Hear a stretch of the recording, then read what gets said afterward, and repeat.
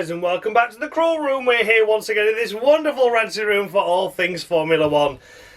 So, the Japanese Grand Prix has come to a close, and what could be said? It was a big welcome back to Japan, wasn't it? You know, I have highly missed the circuit.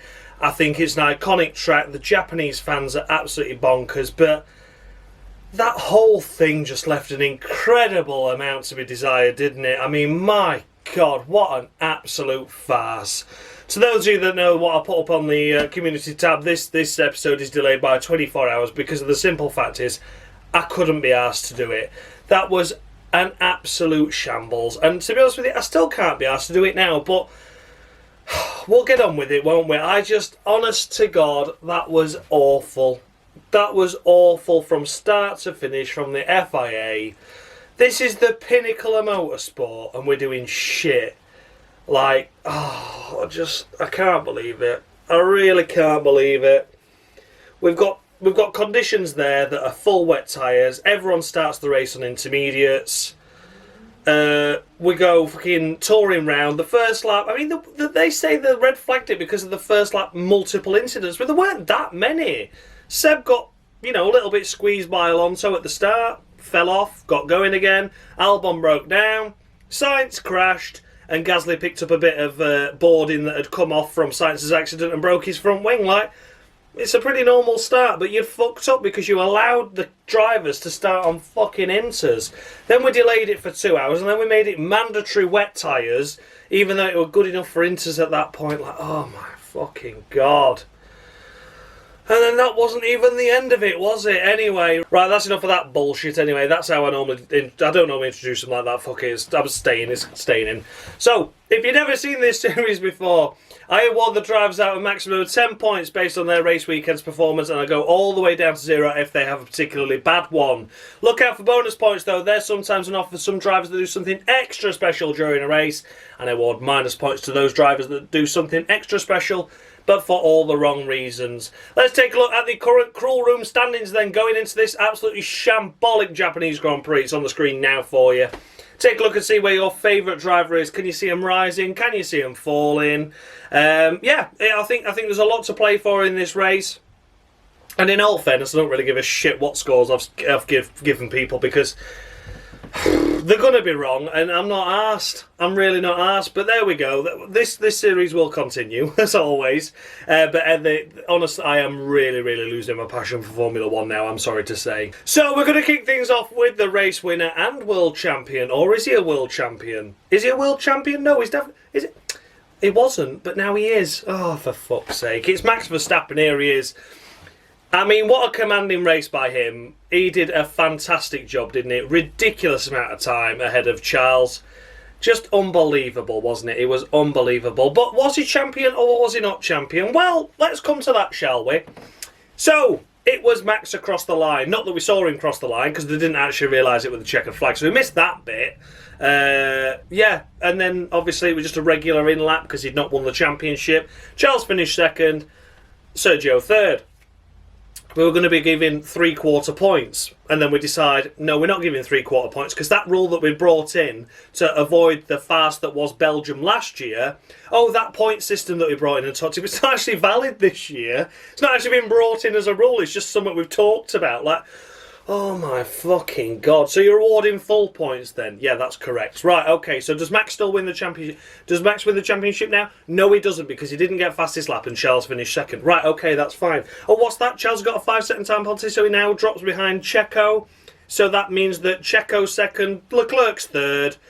Max still wins. Does that mean he wins the chat? Yes, it does. Oh my fucking days.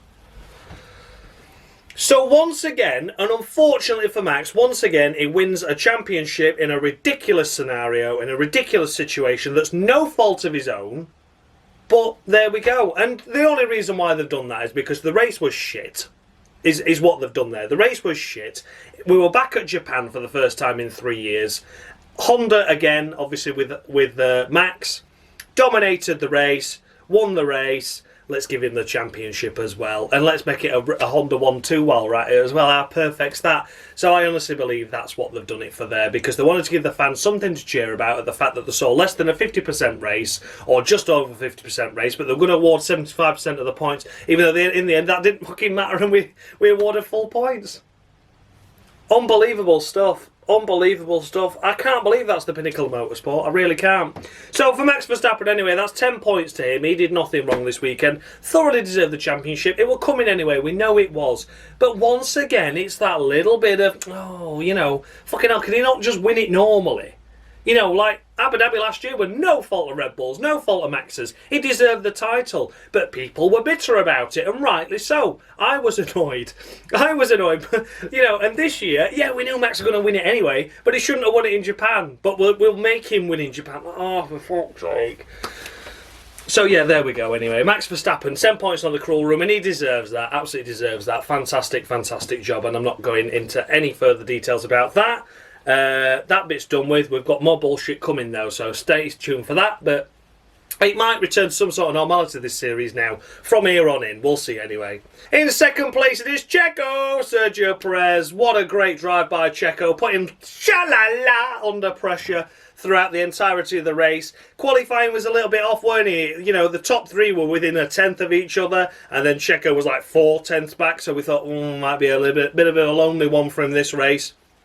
Got past Sainz at the start, into P3, and then was harrying Leclerc after the restart, and was doing a great job, wasn't he? Putting him under pressure, and on the last lap, Charles succumbed to the pressure and went off, and then Charles squeezed him on the exit of the final corner after cutting the chicane at the second to last corner. So they elected to award Charles a 5-second time penalty, and that put Checo into second from third. So he did cross the line third, but overall I think he did a fantastic job. I'll come to whether I thought the penalty was fair or not in Charles's segment. But yeah, for Sergio, you know, it was a great wingman drive once again. We've seen these performances from him before, haven't we?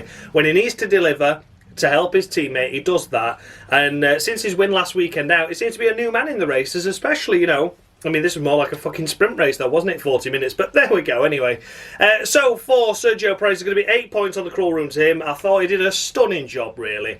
The qualifying wasn't brilliant, but in the race itself, he thoroughly deserved second in terms of if he'd got past Charles. But, you know, he'd done everything he could have done to be second, let's put it that way. And I think overall, the result was right for second.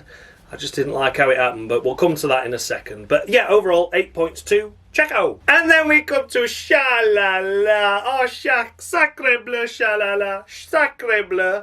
Oh, what could be said for that? That was a shower of shite, wasn't it? So, he's not only lost the World Championship, mathematically impossible now, but he's also lost out to Checo for second in the standings at the moment. Albeit briefly, I do reckon Charles will nab that back. So what could be said for Charles's race? He was suffering high degradation, wasn't he? He was so close to pole, so close. And even he said, I'm sick and tired of not getting pole by half a tenth, you know, like losing out. Well, there you go, that's racing, isn't it?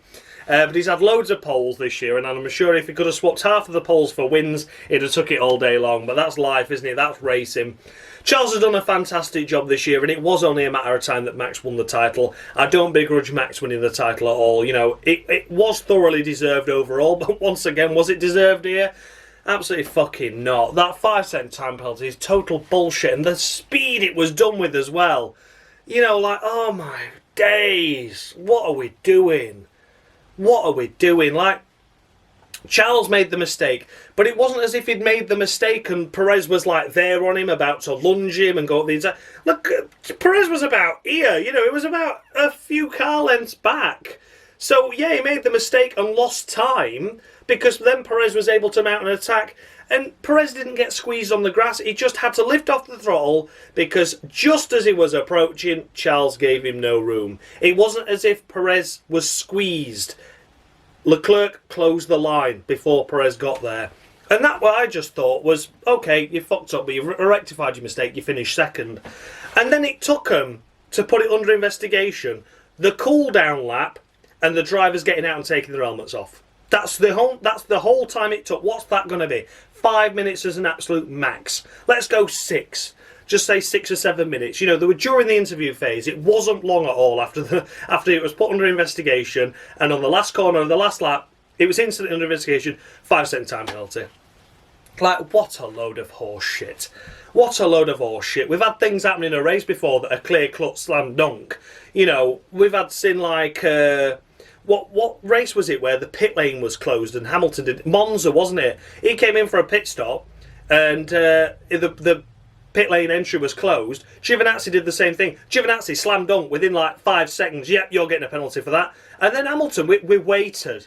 We waited like 15 laps and then decided to give him a penalty. Like, you know, I'm just referring to the fact that this is how fucking bullshit the penalty system is. Like, that wasn't a penalty. And even if you're considering that it were a penalty, you need more time to investigate it than 5 minutes. And then change the result of a race and change the outcome of a championship based on one move in a race. Like, unbelievable stuff. So... yeah, Charles was second that race in my eyes. He deserves second place. The title should have continued mathematically to the next round. But there we go. That's it. It's over and done with. Charles did nothing really wrong. I can't fault him for the race overall. The degradation of his tyres were ridiculous, weren't it? Absolutely ridiculous. So yeah, 8 points to Charles overall. I think it was a great drive. Shame about the mistake at the end that allowed the FIA an opportunity to get the championship wrapped up. I think that was the issue there. He made that one mistake where they knew that the FIA could just go, oh, let's just end it here. Let's just fucking end it. Let's give the Japanese fans something to celebrate because we've given them a shit show of a race, a farce of a championship. You know, welcome back Japan, and we've got all these fucking delays and shit safety cars and fucking tractors on the track and... unbelievable. So yeah, that's it. That's it. There we go. But there, 8 points to Shalala. Right, I'm going to breeze through these now because I've been talking far too long about all that sort of shit anyway. But Esteban Ocon, P4. What an incredible effort by him this weekend. 5th in qualifying, 4th in the race. He was superb, stupendous. My driver of the day. And I am awarding Esteban Ocon 11 points on the crawl room. Thoroughly deserving. Incredible drive, perfect, not put a wheel wrong. He deserved everything he got this weekend, and 12 points for Alpine is a stunning effort. They go from a 4-point deficit on McLaren to a 13-point lead. We said the last 2 races have been really difficult for Alpine, and they picked it up with a double points finish this weekend with Ocon in a stunning P4. So yeah, that cheered me up. This was probably one of the few results that did. But yeah, Esteban Ocon certainly put a smile on my face. A cracking drive. 11 points to Ocon. Then we come to Lewis Hamilton finishing in P5, and what could be said for Lewis's race? He was Harry in the back of Ocon, wasn't he? Absolutely hounding him, but just couldn't find a way around. Unfortunately, just little bit too, just not enough pace. The Mercedes, it was ridiculous, wasn't it? When it was pulling alongside Ocon, you're like, oh, you know, we're going to see a fight here. We're going to see a duel in the Alpine just pulling away. You're like, wow, really? Particularly on the exit of the spoon curve going into the final sector, down towards 130R. It was there, and you're like, oh, he's got a run on him. The Alpine of Ocon just pulls away there, and there you go. So, yeah, overall for Lewis Hamilton, it's 8 points on the crawl room this weekend. Outraced his teammate, outqualified his teammate, did a solid enough job. I think it was going to be a tricky race for Mercedes anyway. I think it's a circuit that just wouldn't really suit the Mercedes overall. It's quite tight, twisty, but it's got everything that a Mercedes doesn't particularly like. And yeah, I thought he did a cracking job. He put Ocon under as much pressure as he possibly could, but Ocon didn't give in. You know, he didn't yield. So there you go. Fantastic effort by Lewis, though. Some more solid points for Mercedes, although it looks like the championship fight between Ferrari, although it always looked impossible to start the year off with, it looked like it was mathematically possible, and judging by the situation with Ferrari fucking up constantly, it looked like it could actually happen. But now the points deficit is just getting that little bit too far away for Mercedes to snatch P2 in the constructors. But scoring more points is all you can do. So 8 points to Lewis Hamilton. And then we come to Seb Sebastian Vasel. Here he is. What a cracking drive. So close to my driver of the day as well for Seb. What an unbelievable effort. The start of the race just went all Pete Tong, didn't it? He'd had such a great qualifying, starting 9th in the race, round the outside, Alonso couldn't see him. I mean, we saw Alonso from Vettel's on board, but from Alonso's on board, I never saw Vettel anyway. I doubt Alonso even saw Vettel, in all fairness. It was the slightest of touches, wasn't it, as Seb just tried to squeeze for a little bit of space just so his tyres weren't on the wet line, going into turn one. Little bit of contact sent him spinning backwards through the gravel, back onto the track, engaged first gear, was slipping and sliding his way off the grass, and got going again. Meant he started at the back, of course, for the restart, which was a rolling restart, not a standing. I think that was probably the only right choice that the FIA did this weekend. But yeah, because he was in that situation, stick me on Inters straight away, lads. As soon as his safety car comes in, I want Inters. And Inters he went, and then he just skyrocketed his way up through the order, finishing in P6, and then holding off Alonso by 11/100ths of a second over the line. What a ridiculously small margin that was. And once again, did the FIA, did Formula 1, did the people doing the TV coverage pick up on that? Did the fuck? We've ended up with fan cam on Twitter and Facebook of someone recording the end of the race where it was that close between the two of them. So yeah, Vettel, stunning effort, amazing recovery, a full 10 points. As mentioned, finishing just behind Sebastian Vettel is Fernando Alonso. He's getting a full 10 points as well. I think he drove really well this race weekend, drove really smart. He was one of the very few to elect to pit for another set of intermediate tyres as his first set were wearing away. It did work and it didn't though, didn't it? Because he was in 7th anyway, and he thought, look, I'm stuck, I've got nothing to lose. So pitted, fell all the way down to about 14th, wasn't it? It was quite low down. And then picked his way through the field. He was 3.5, 4 seconds a lap faster than most of the field as he came clambering his way through and charging his way through. He was doing a mighty job, a great effort, and he was just that close to making it pay off to the terms where he actually benefited from it rather than breaking even.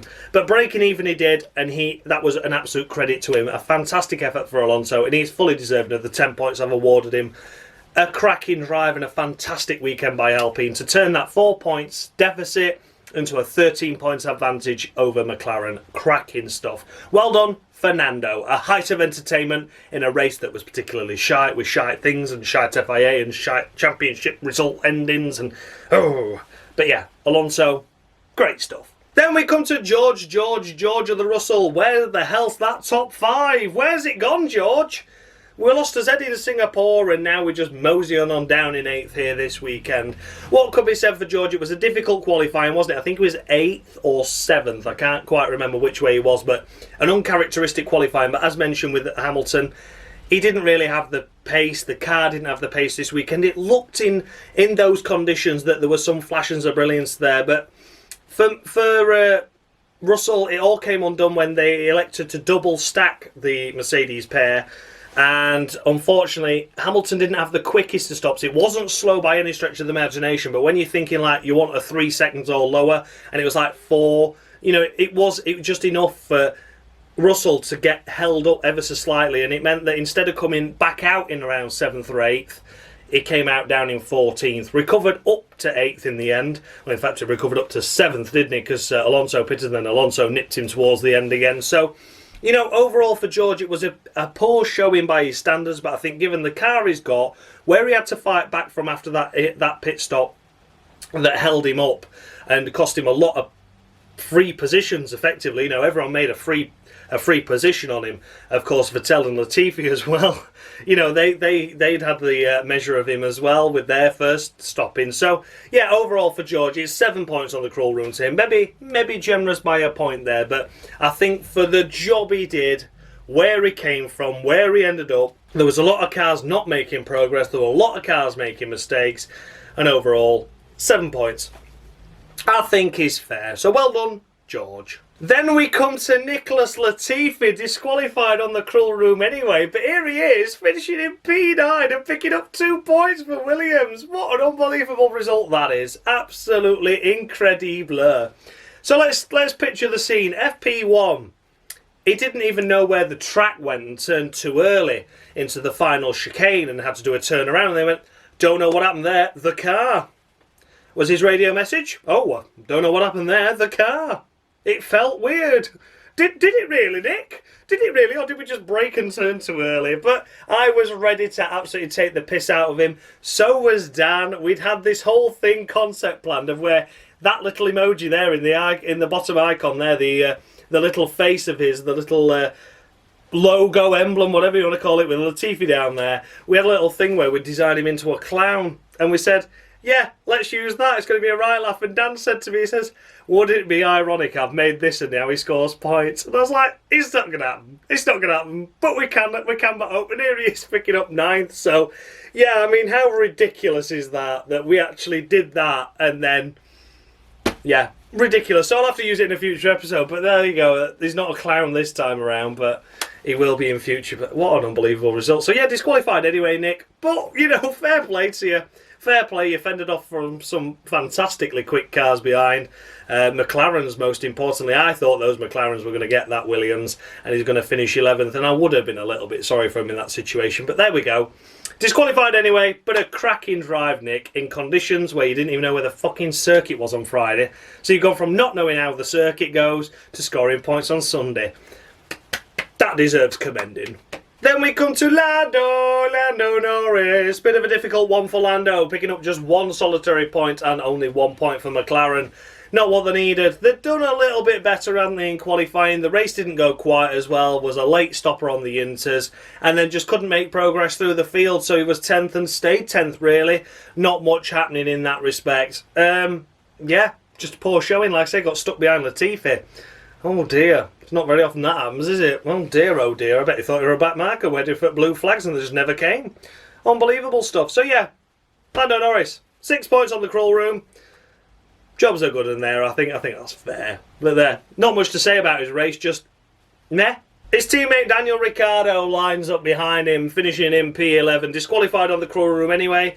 What was his showing like? It was okay, wasn't it? Very much like a Norris style. He was one of the last to stop, though, for the intermediate tyres. So he really lost out. He was towards the back, like 17th, 16th, somewhere around that area.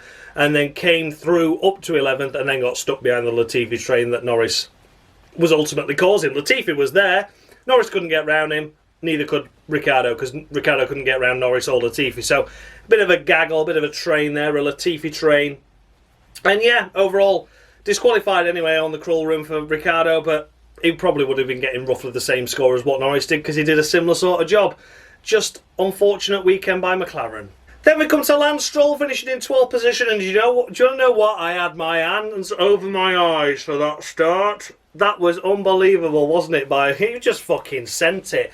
That is some Dave Hook style all seasons career mode. I'm qualifying 18th because I can't do qualifying for shit in my Ferrari, but I'm going to lunge it up the inside and get up to 7th at the turn 1. And he really did inspire Lance Stroll this week, and I've no doubt about it. He just absolutely launched it. I mean, turn 1 at Japan is such a difficult corner at the best of times. Not really an overtaking opportunity, but he went up from 18th to 12th. And then stayed there, unfortunately. It'd have been so nice to see him if he could have made a little bit more progress and could have scraped into those points. The gap now between Alfa Romeo and Aston Martin has come down to like 7 points now, which is like ridiculously optimistic now with 4 races left that Aston Martin could finish 6th in the standings.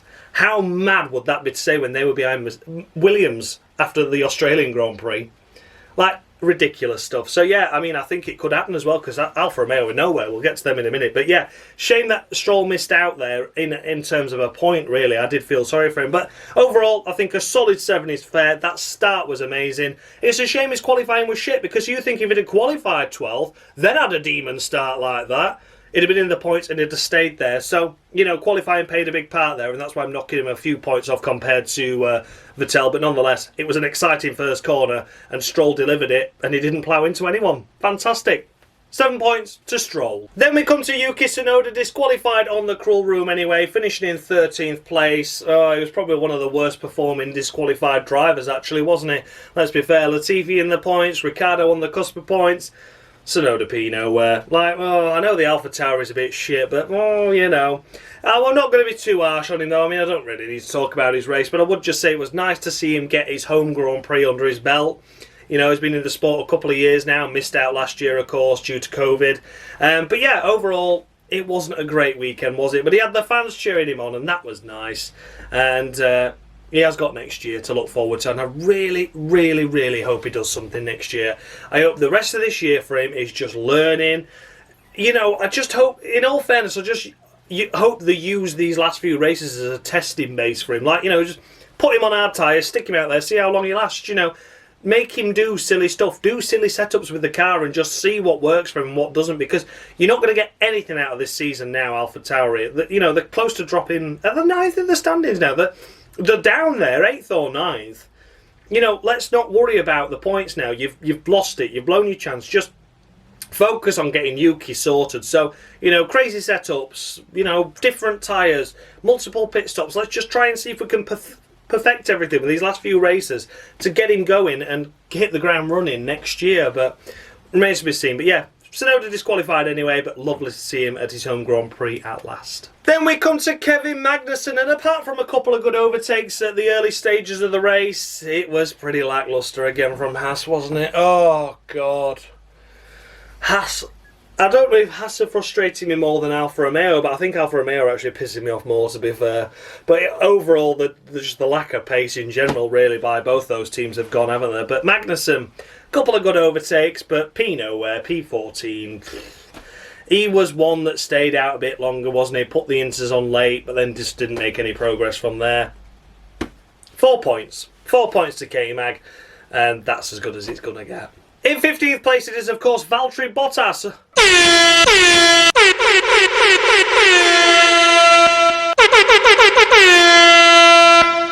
2, 4, 6, 8. Who do we appreciate? Not me. Whoa, Valtteri. Like, what happened there?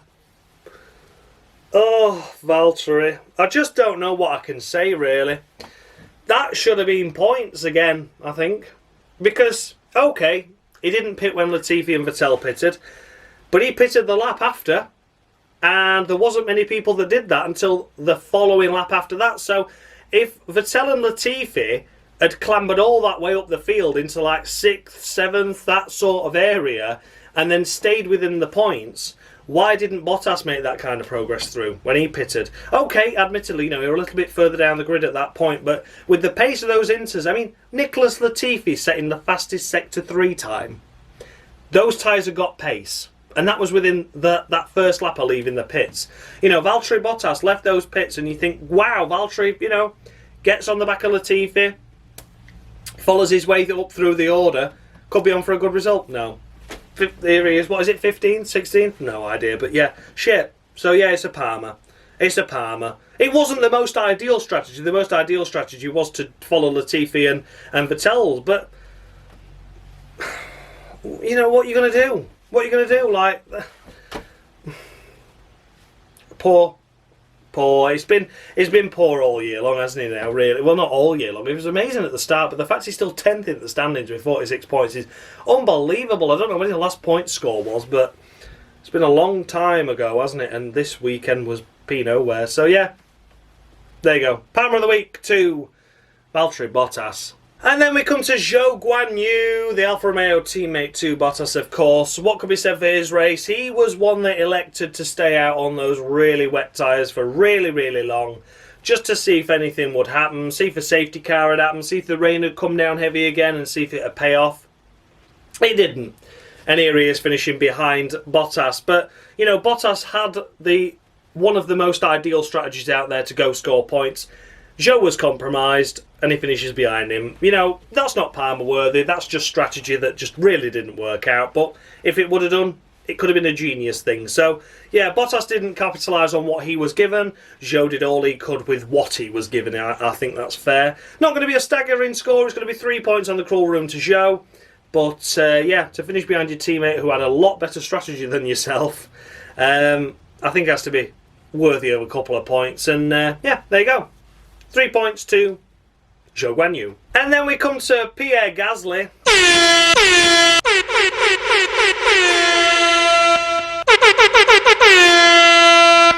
I could beat any F1 driver in 2022. Let me just plug in my wheel. Wow. Palmer of the week to Pierre Gasly. What a terrible weekend by him. Now let's just say this, right? We're going to get involved in the tractor incident now. We're going to talk about that to start with. So his qualifying wasn't brilliant.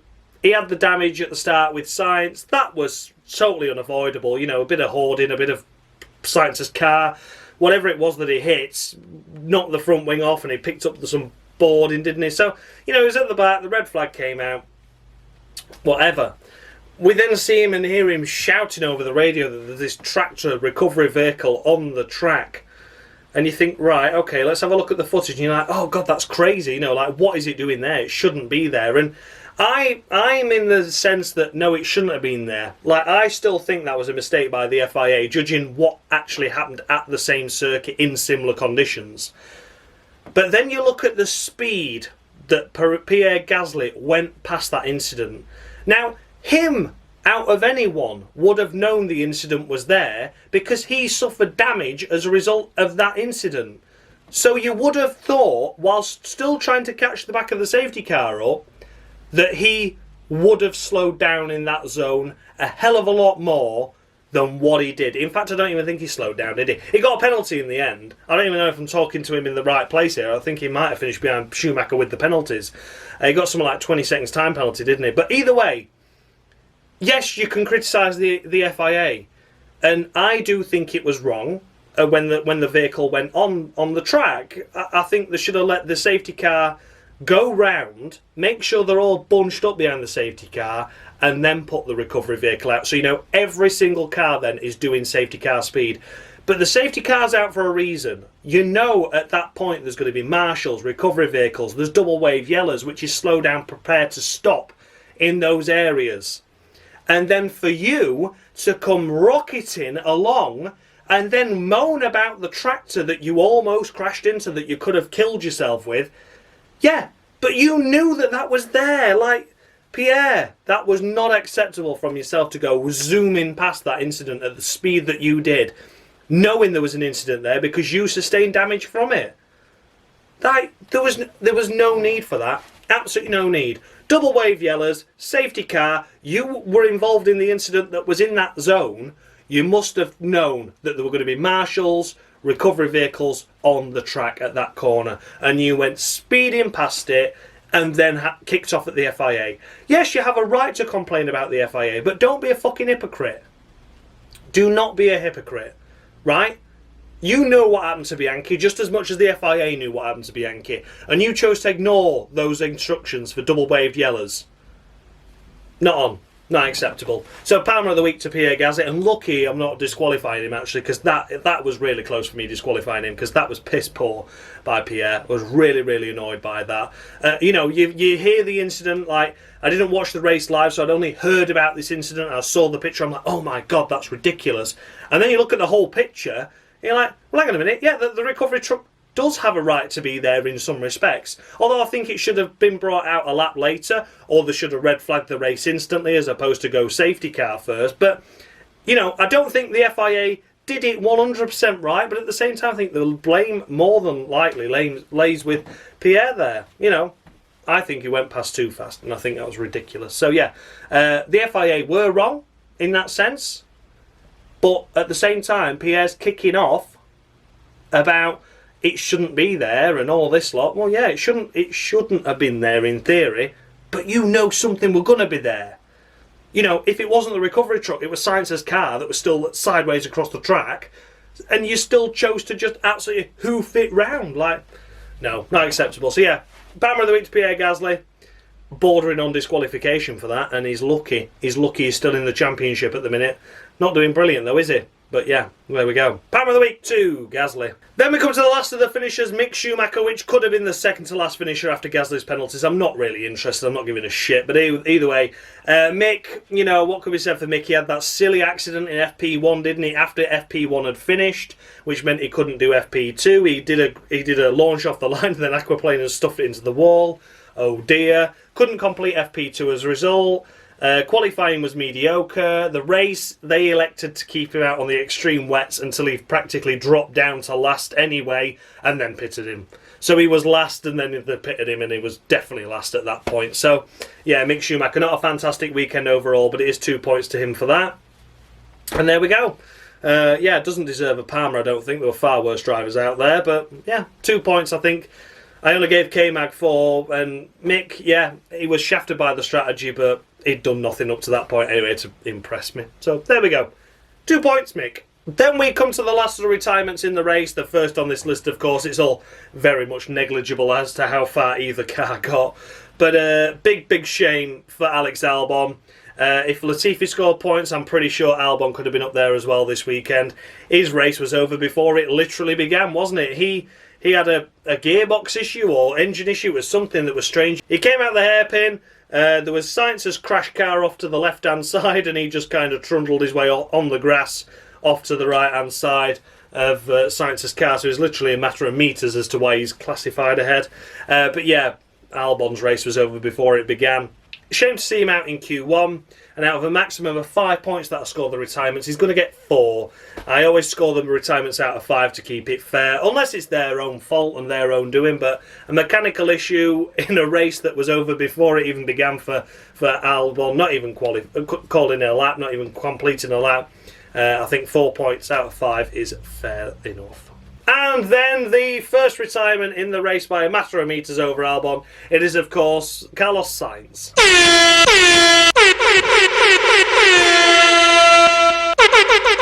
I work in the engine department for a famous Formula One company now. I'm not allowed to say which one, but I'm sure with previous results you can tell. There we go, Palmer of the week to Carlos Sainz, and it has to be, doesn't it? It has to be. Qualifying was decent, within that 10th of the top 3. Fantastic effort. He was the loser of them. He started 3rd, but lost it off the line to Perez. Perez got ahead of him, and then we just dropped it. Aquaplaned off and slid off into the wall. It's a definite Palmer for that. No one else did it, not even Latifi.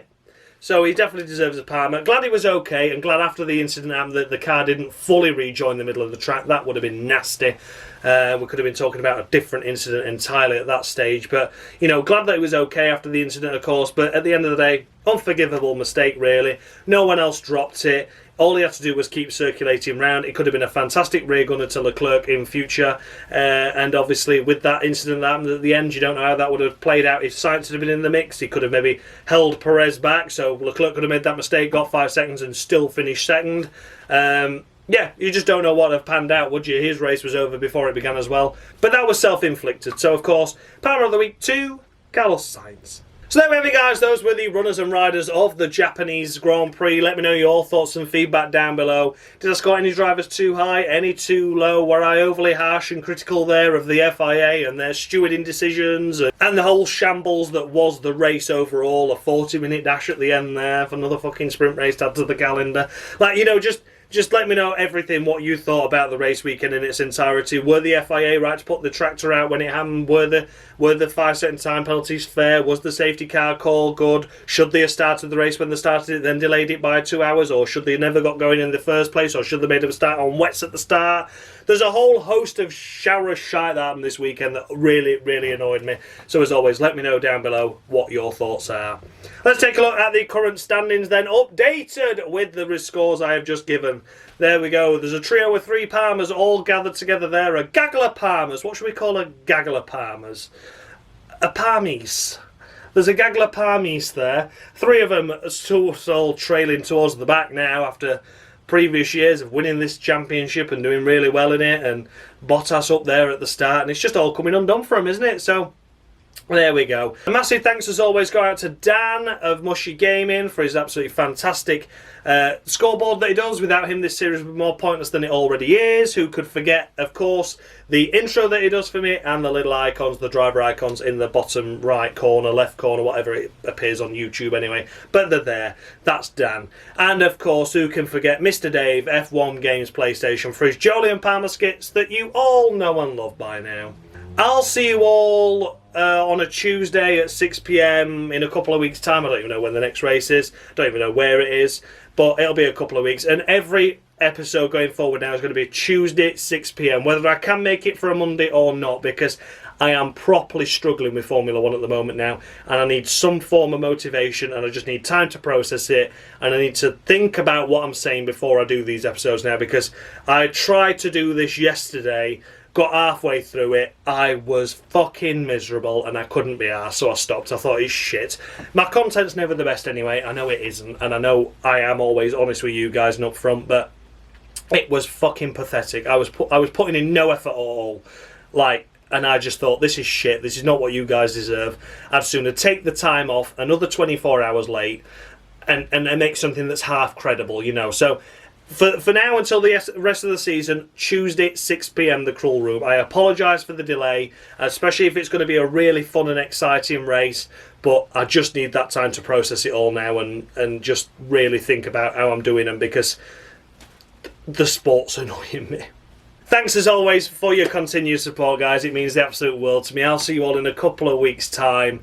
Wherever it may be. Is it Mexico next? I'm not too sure. That'll probably be wrong, and I'll get in the comments about, no, it's this one. I'm not interested. But yeah, thank you as always. Go out to you guys. Continue to support, the love, the comments. I really do appreciate it all. It really keeps me going.